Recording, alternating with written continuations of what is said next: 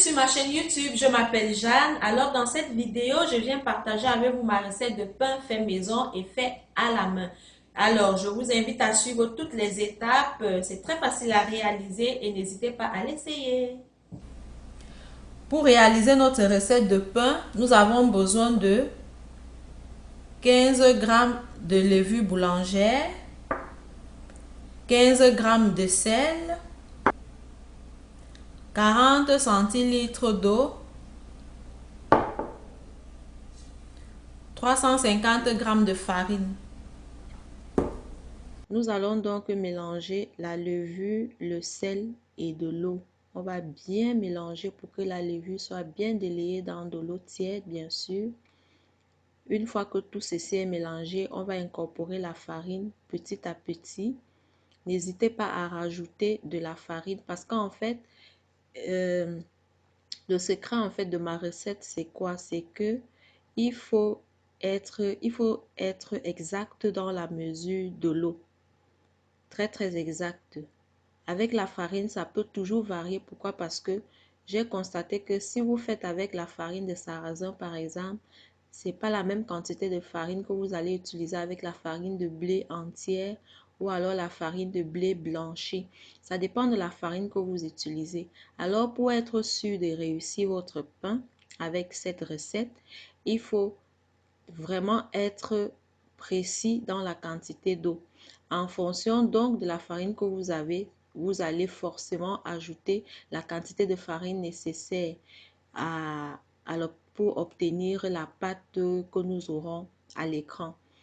Et il faut que la pâte soit élastique, qu'elle ne colle pas, qu'elle ne vous reste pas sur les doigts quand vous la pétrissez et qu'elle soit souple en même temps.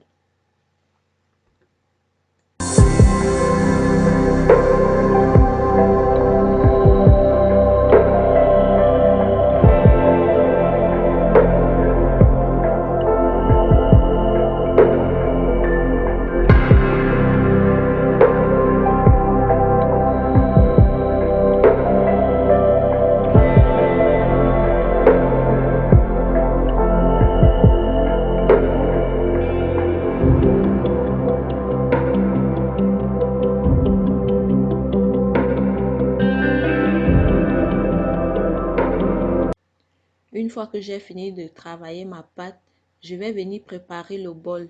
Je vais mettre un petit peu d'huile d'olive dans tout le bol. Je vais bien l'induire comme on prépare un moule tout simplement pour que quand la pâte va monter, que ça ne colle pas. Et je vais donc poser ma pâte là. Je vais mouiller un torchon de cuisine que je vais essorer. Et c'est avec ce torchon que nous allons recouvrir la pâte. On va laisser reposer à température pièce entre 1h30 et 2h de temps. Une fois ce temps écoulé, je vais préparer une plaque à cuisson. Je vais la tapisser du papier parchemin. Si vous avez des moules à pain, c'est l'occasion de les utiliser. Moi, je n'en ai pas, donc je fais avec ce que j'ai. Je vais donc dégazer ma pâte dans un premier temps. Après l'avoir dégazée, je vais la retravailler. Mais cette fois-ci, vous pouvez déjà donner la forme du pain que vous voulez. Vous pouvez faire des pains ronds, vous pouvez faire ovale, vous pouvez faire comme vous voulez.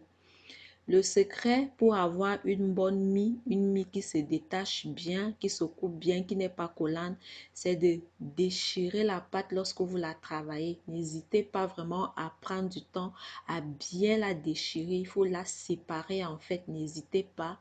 Et là, vous aurez une très bonne mie.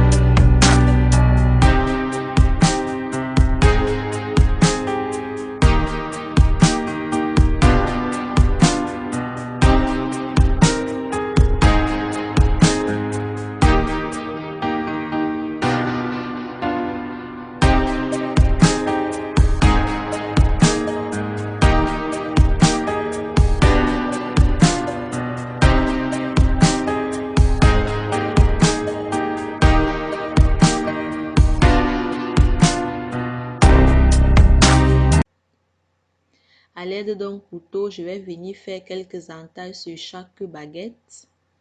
Et je vais reprendre mon torchon que je vais encore mouiller. Je vais bien essorer et je vais recouvrir à nouveau. Et cette fois-ci, vous laissez autant que vous voulez. Donc, le truc, c'est de laisser doubler la pâte en fait. Une fois que ça a doublé, on va passer au four.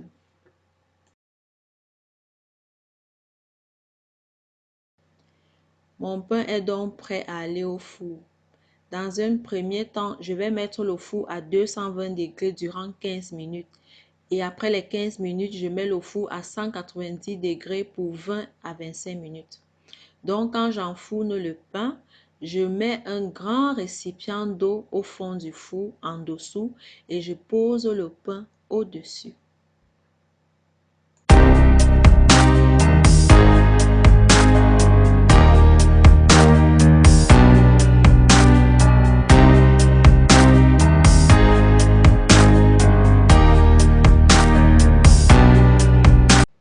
Voilà, une fois les 20 à 25 minutes passées, mon pain est prêt.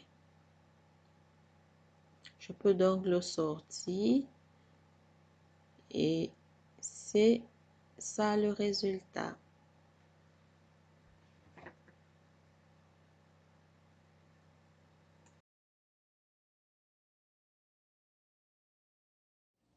J'espère que la vidéo vous aura plu, que vous allez aussi essayer. Je vous rassure que c'est très très bon. À la prochaine vidéo. Merci.